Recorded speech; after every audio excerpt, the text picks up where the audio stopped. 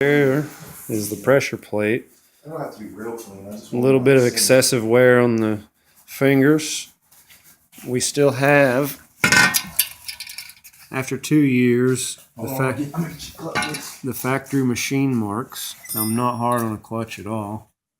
Here. And Clutch disc looks pretty new, honestly. Clutch disc is pretty darn new. It doesn't rattle. It's not even half wore out. Not even half. This. No, not even close to half. I would say 30%, 40% max.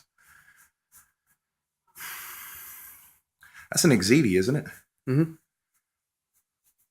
Exedi stage like 1.5 from... I think it was stage 1.5. And then you have the flywheel. Where's the flashlight? Hold on. Oh, behind you, Tony. Oh, let me get under here. Go ahead and show them what it's doing. Shake the front of that flywheel there. That's not a dual mass anymore. Not anymore. That's what was rattling your whole engine. Dude, this flywheel's got like 3/8 inch of clay in it.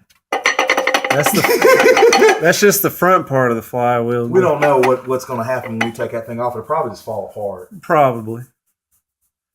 And that's that I can see, if you look, hold that flashlight still.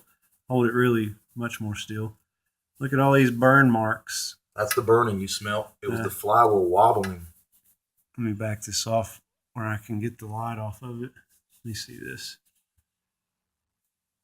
Oh. Look at that.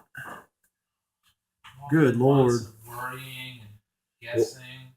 Yeah, it was a bad flywheel. I had mentioned that a while ago. I was like, Tony, there's a good chance your dual mass flywheel has failed. Because that noise it was making, There it is. it wasn't like when you hit the clutch, when you release the clutch. It was just like kind of all the time after a while. I knew something was totally screwed. Oh, I knew something. I figured the pressure plate was like coming apart. That was my first guess. But now we know. Worries are over. Gotta order a flywheel, unfortunately.